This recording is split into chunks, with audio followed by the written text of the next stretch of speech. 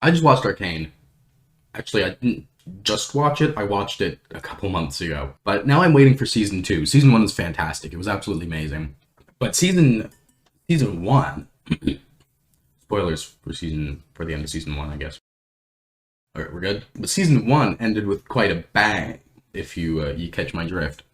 So I'm really interested to see where they go. And um, I have kind of a guess, and this guess is more from like a narrative standpoint. That's where I have more experience than like the typical like theory.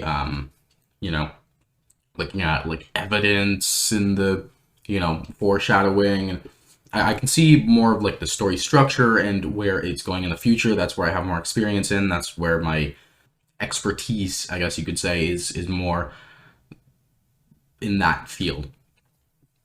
So my kind of idea for where season two is going to go is actually really interesting, and I think it's going to go in kind of a direction of Game of Thrones. Now, bear with me here.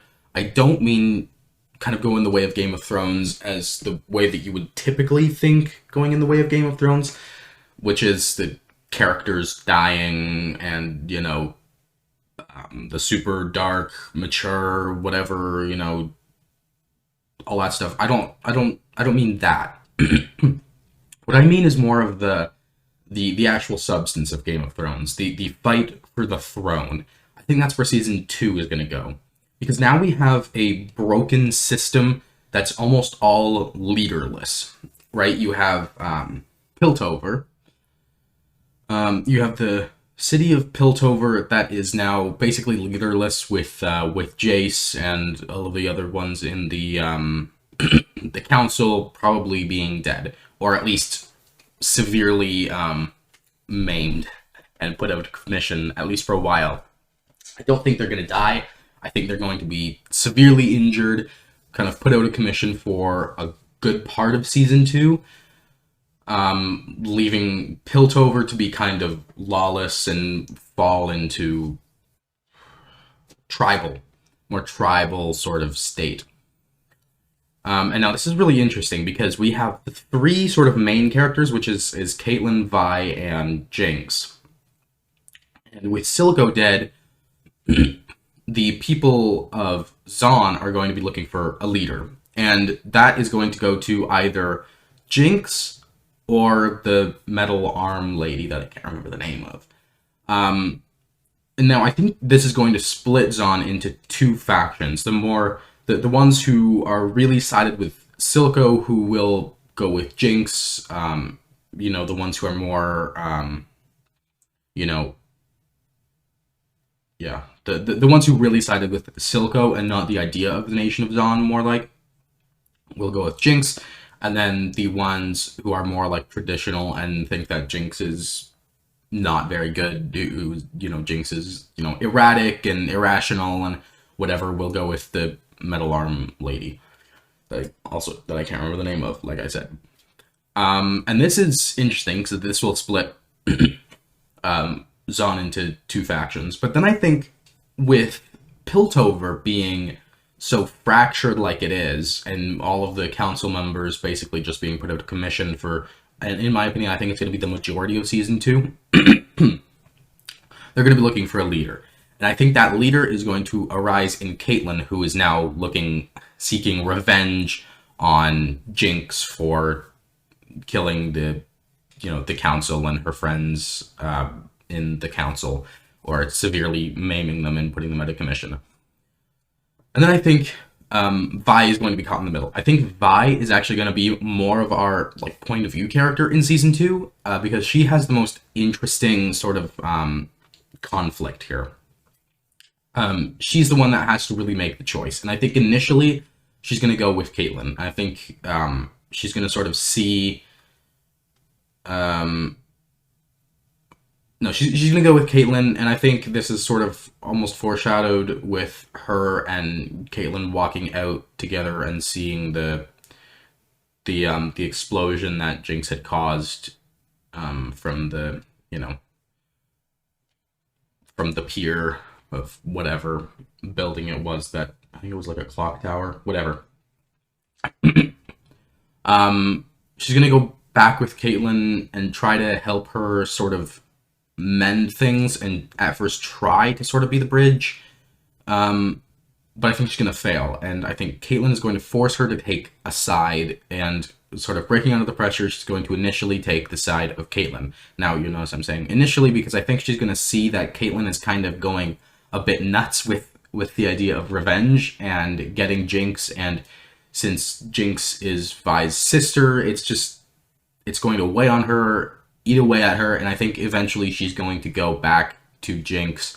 And, this was set up this was set up well, because now in this state, Vi would have to be fighting basically for her enemy, the people who she villainized for her entire life, right? She was always under their boot. She was always, her entire family was always being oppressed by them, forced underground, basically. I think this will also weigh on her decision to go back with Jinx and fight for them, and I think that will sort of be the sort of butt end of season 2, and I think that's more where Jace specifically will sort of rise back up and lead. Either, I think, could go two ways. I think either he will join Caitlyn, which will be sort of the main, which I think is the more likely option, because he would have quite the vendetta against Jinx for basically almost killing him. But the other one is that he still wants peace. Now, this is a little more difficult because I think it's inevitable that Jinx will become the leader of Zaun.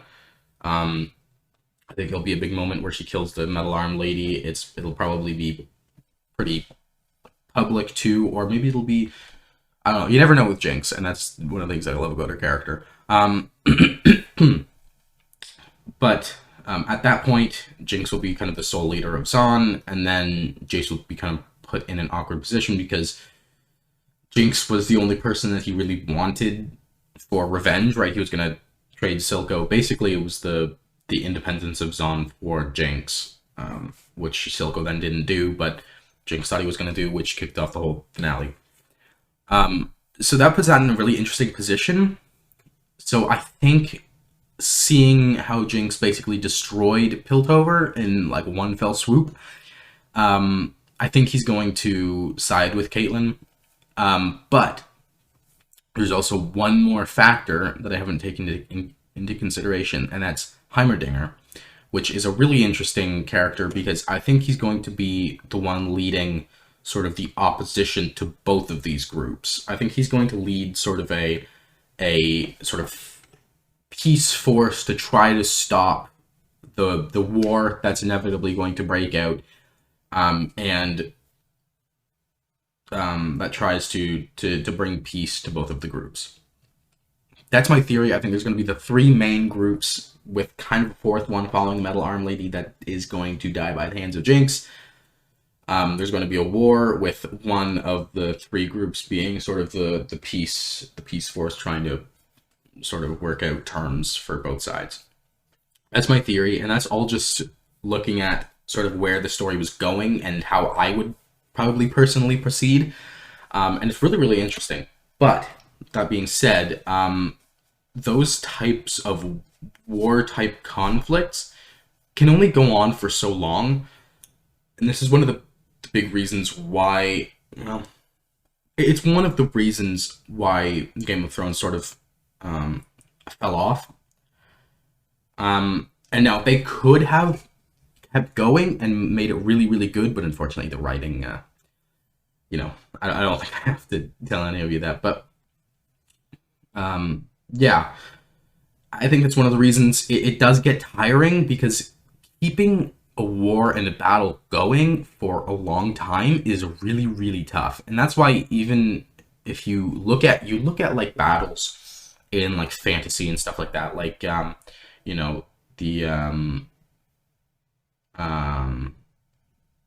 like the Siege of Helm's Deep, for example, it's a fantastic battle. but it's very, very short, relatively, I guess. And it uses that to its advantage. It has perfect pacing and everything, but keeping something going over a really long time is really, really tough. So I think what they're going to do is more make this sort of conflict a season, maybe 2. And then after that, I don't really know where they're going to go. I don't think Arcane is going to be a very long show. I think it will probably be ending at about season 4, maybe even season 3, and if they stretch it a little bit, maybe season 5. But I think season 4 is probably the safest bet. But yeah, that's my theory. I think it's probably going to end at about season 4, which honestly sounds like a bummer that it's not going to go on for very long. But I think that's actually really good. So far, the writers have been amazing, which is surprising because it's League of Legends. Well, it's League of Legends based. I did not have high hopes, I will be honest, which I think made it all the better, because when I heard they were making a League of Legends TV show, I was skeptical to say the least. But anyway, that's my theory for Arcane. Let me know what you think. Let me know if you have any ideas, what you think of my theory, where you think it's going to go. Yeah, that's all I have for this video. Yeah, just let me know your thoughts. See you in the next video, I guess.